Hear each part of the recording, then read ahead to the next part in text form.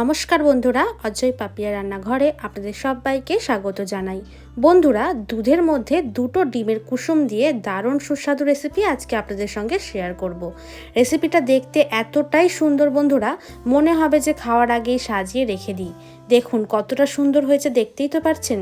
তো বন্ধুরা, আমি কিভাবে এত সুন্দর এই রেসিপিটা তৈরি করলাম তার জন্য কিন্তু রেসিপির পুরো ভিডিওটা আপনাদেরকে শেষ পর্যন্ত দেখতে হবে। চলুন তাহলে দেখে নেওয়া যাক আজকের রেসিপি। তো সবার প্রথমে আমি এখানে দুটো ডিম ফাটিয়ে নিয়েছি, ডিমের কুসুম দুটো আলাদা করে নিয়েছি, আর ডিমের সাদা অংশটা আমি আলাদা করে নিয়েছি। আজকে কিন্তু ডিমের এই সাদা অংশটা আমি কাজে লাগাবো না, ডিমের এই দুটো কুসুম দিয়েই কিন্তু আজকে রেসিপিটা তৈরি হয়ে যাবে। এবার একটা বাটির মধ্যে নিয়ে নিচ্ছি 2 কাপ পরিমাণে দুধ।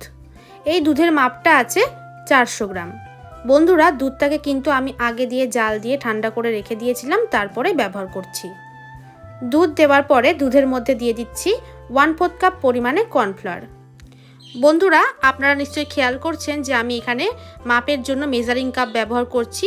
তো আপনাদের কাছে হয়তো মেজারিং কাপ না থাকতেও পারে, তাই মাপগুলো আমি বলে দিচ্ছি। 3 টেবিল চামচের মতো কর্নফ্লাওয়ার ব্যবহার করেছি, তারপরে দিয়ে দিচ্ছি 1/3 কাপ পরিমাণে চিনি। এখানে প্রায় 5 টেবিল চামচের মতো চিনি আমি ব্যবহার করেছি, তবে আপনারা মিষ্টিটা আপনাদের স্বাদ অনুযায়ী ব্যবহার করবেন। এবার দিয়ে দিচ্ছি দুটো ডিমের কুসুম। ডিমের কুসুম দেওয়ার পরে খুবই সামান্য পরিমাণে আমি দিয়ে দিচ্ছি ভ্যানিলা এসেন্স। এটা আমার কাছে আছে তাই আমি ব্যবহার করলাম। যদি আপনাদের কাছে না থাকে তাহলে আপনারা ব্যবহার নাও করতে পারেন, এতে কোনো অসুবিধা হবে না। এবার আমি হ্যান্ড উইক্সের সাহায্যে সব কিছু ভালোভাবে মিশিয়ে নেব। খুব সুন্দরভাবে এটাকে মেশাতে হবে, ভালোভাবে ফেটিয়ে নিতে হবে। তো বন্ধুরা, আমি প্রায় 5 মিনিট সময় ধরে ভালোভাবে এটাকে মিশিয়ে নিয়েছি, ভালোভাবে ফেটিয়ে নিয়েছি। আর ওপর দিয়ে দেখুন এরকম ফেনা সৃষ্টি হয়েছে। এরকম হলেই কিন্তু বুঝতে হবে যে এটা ভালোভাবে ফেটানো হয়ে গেছে।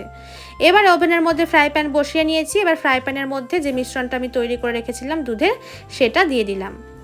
গ্যাসের ফ্লেম কিন্তু মিডিয়ামে রাখতে হবে শুরু থেকে শেষ পর্যন্ত রেসিপিটা বানানোর জন্য।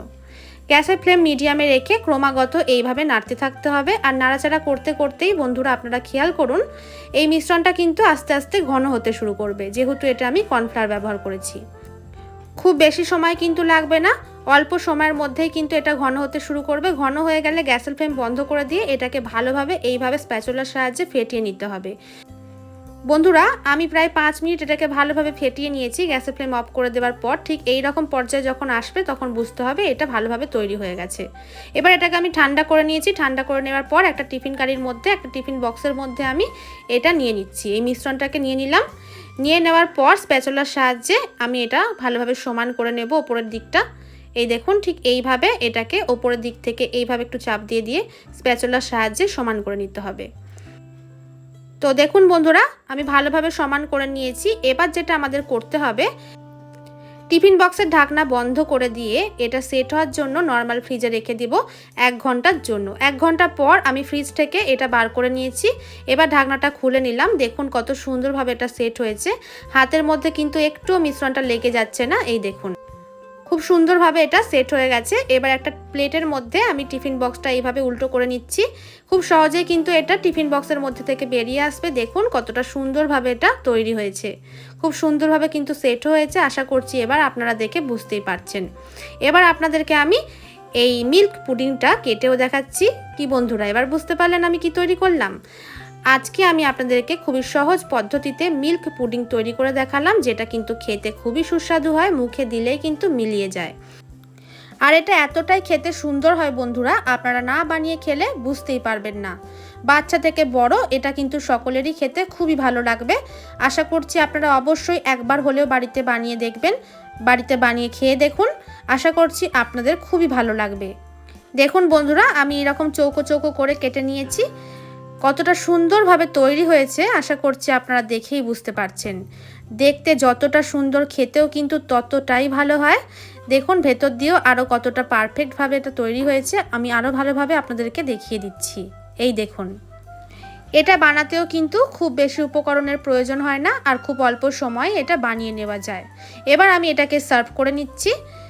বন্ধুরা, আমার আজকের রেসিপিটি কেমন লাগলো অবশ্যই কমেন্ট বক্সে কমেন্ট করে আমাকে জানাতে ভুলবেন না। লাইক করবেন, বন্ধুদের সঙ্গে প্রচুর পরিমাণে শেয়ার করবেন। আর হ্যাঁ বন্ধুরা, আমার চ্যানেলে নতুন বন্ধু হয়ে থাকলে চ্যানেলটিকে সাবস্ক্রাইব করতে কিন্তু একদমই ভুলবেন না। আর হ্যাঁ, যারা আমার চ্যানেলটিকে সাবস্ক্রাইব করে নিয়েছেন তাদেরকে আমি অসংখ্য ধন্যবাদ জানাচ্ছি। তাহলে বন্ধুরা আজ এই পর্যন্তই, ফিরে আসবো আবারও নতুন রেসিপির ভিডিও নিয়ে। ভালো থাকবেন, সুস্থ থাকবেন। ভিডিওটি শেষ পর্যন্ত দেখার জন্য অনেক অনেক ধন্যবাদ।